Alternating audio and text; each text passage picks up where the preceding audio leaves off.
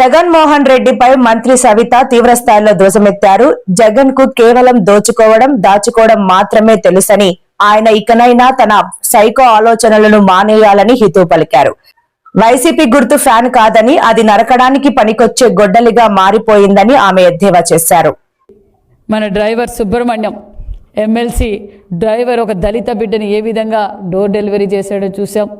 అంతేకాకుండా మరి మరో బీసీ బిడ్డ అమర్నాథ్ గౌడ్, ఇలాంటి బీసీ బిడ్డలు దళిత మరి వాళ్ళ జగన్మోహన్ రెడ్డి గారి మేనమామకు గిఫ్ట్గా ఇచ్చారన్న విషయం కూడా మీకు తెలియజేస్తున్నాం.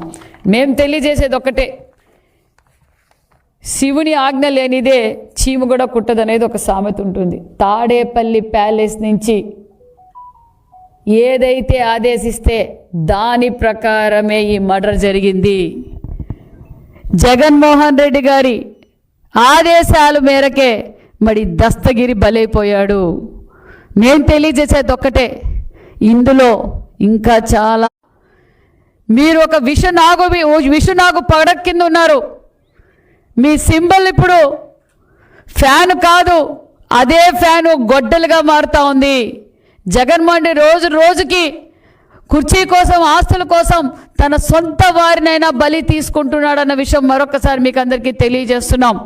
అంతేకాదు మరి ఈ హత్య వెనక, హత్య జరిగిన తర్వాత మరి వారింట్లో మరి అధికారులు పరిశీలిస్తే ఎన్ని వందల కోట్ల అక్రమ ఆస్తులు దొరికాయో మనందరం చూసాం.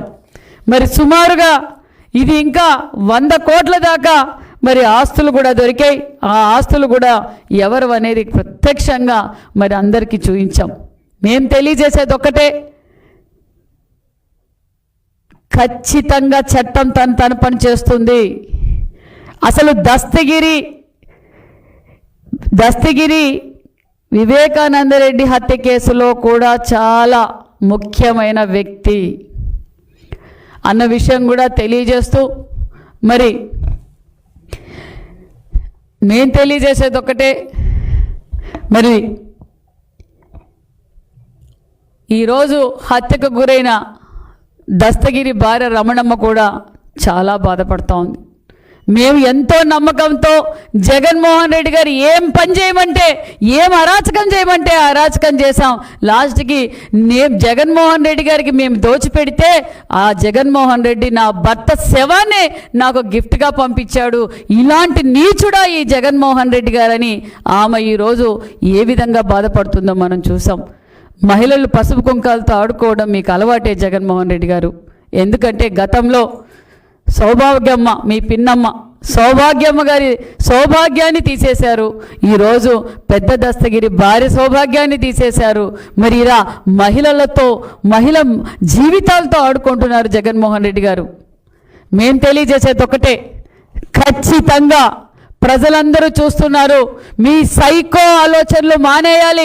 సైకో ఆలోచనలు మానేస్తే మీరు, మీ కుటుంబ సభ్యులు, మీరు ఏదైతే దోచుకున్నారో మీరు ఖచ్చితంగా ప్రజలకు జవాబుదారీ, ప్రభుత్వం ఖచ్చితంగా కఠినమైన చర్యలు తీసుకుంటుందన్న విషయం కూడా మీకు అందరికీ తెలియజేస్తూ మరి మేము తెలియజేసేది ఒక్కటే, మరి జగన్మోహన్ రెడ్డి గారు మామూలుగానే ప్రాంతాల మధ్య, కులాల మధ్య శవ రాజకీయాలు చేస్తూ ఉంటారు. గతంలో మనం చూసాం శవ రాజకీయాలు ఆయన చూడడం.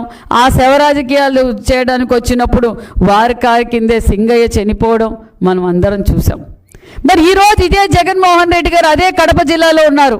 మరి ఎందుకు జగన్మోహన్ రెడ్డి గారు దస్తగిరి కుటుంబాన్ని పరామర్శించలేదు? మామూలుగానే శవ రాజకీయాలు చేయడం జగన్మోహన్ రెడ్డి గారికి అలవాటు కదా. తండ్రి గారు శవం పెట్టుకొని రాజకీయం చేశాడు, వివేకానంద రెడ్డి గారి శవం పెట్టుకొని రాజకీయం చేశాడు.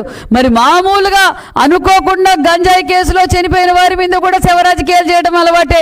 మరి ఈరోజు నీ కోసం, నీ అక్రమ ఆస్తుల కోసం, నీ దౌర్జన్యాల కోసం నువ్వు ఏమి చెప్పితే అది చేసిన పెద్ద దస్తగిరి బలైపోయారు. మరి ఎందుకు జగన్మోహన్ రెడ్డి గారు ఆ కుటుంబానికి పరామర్శించలేదని కూడా నేను ఒక మహిళగా అడుగుతున్నా. ఒక బీసీ శాఖ మంత్రిగా, ఒక బీసీ మహిళగా, సాటి మహిళ ఈరోజు ఏ విధంగా బాధపడుతోందో మరి జగన్మోహన్ రెడ్డి గారు వెళ్ళి పరామర్శించి ఆ కుటుంబానికి ఏం జవాబు చెప్తారు అన్న విషయం మీ వైసీపీలో ఉన్న కార్యకర్తలు కూడా ఆలోచించాలి. ఎందుకంటే జగన్మోహన్ రెడ్డి గారు అవసరానికి నా బీసీలు, నా ఎస్సీలు, నా ఎస్టీలు అని చెప్పి వాడుకొని ఈరోజు మన బడుగు బడిహీన వర్గాలే బలైపోతున్నారన్న విషయం మరొక్కసారి మీకు అందరికీ తెలియజేస్తున్నారు. దయచేసి ప్రజలందరూ ఆలోచిస్తున్నారు. వైసీపీ కార్యకర్తలు కూడా నేను తెలియజేసేది ఒక్కటే, మీరు ఒక త్రాచుపాము పడకిందున్నారు. ఖచ్చితంగా అవసరం అనుకుంటే అది గొడ్డలి పోటుగా మారుతుంది. మీరు అది జాగ్రత్త జాగ్రత్త జాగ్రత్త. ఎందుకంటే ఈరోజు బలైపోతున్నది మన బీసీలే. మరి ఈరోజు అన్ని విధాలుగా బీసీలు బలైపోతున్నారు. వైసీపీ పార్టీ అధికారం వచ్చినప్పటి నుంచి మరి ఇప్పుడు కూడా మరి పెద్ద దస్తగిరి ఒక బీసీ, ఇలా బీసీల్ని ఏ విధంగా హతమారుస్తున్నారో వైసీపీ పార్టీ నాయకులు, బడా నాయకులు ఉన్నారు దీంట్లో. తాడేపల్లి బడే నాయకుల పేర్లు కూడా దగ్గరలో బయటకు వస్తాయి. ఏ ఒక్కరిని వదిలే ప్రసక్తే లేదన్న విషయం కూడా తెలియజేస్తాం. ఎందుకంటే ఈరోజు దోచుకోవడం, దాచుకోవడం ఎక్కడ పడితే అక్కడ ఆస్తుల్ని ఈరోజు ఏ గ్రీవెన్స్లో పోయినా కూడా మరి ఎక్కువగా సమస్యలు వస్తున్నది ఏదంటే మరి గత ప్రభుత్వంలో మరి వైసీపీ పార్టీ వాళ్ళు మరి దోచుకున్న ఆస్తుల గురించే వస్తున్నాయి. ఒక్కొక్కటిగా పరిష్కారం చేస్తున్నాం. దస్తగిరి కేసు కూడా ఖచ్చితంగా పరిష్కారం చేస్తాం. ఇప్పటికే 11 మంది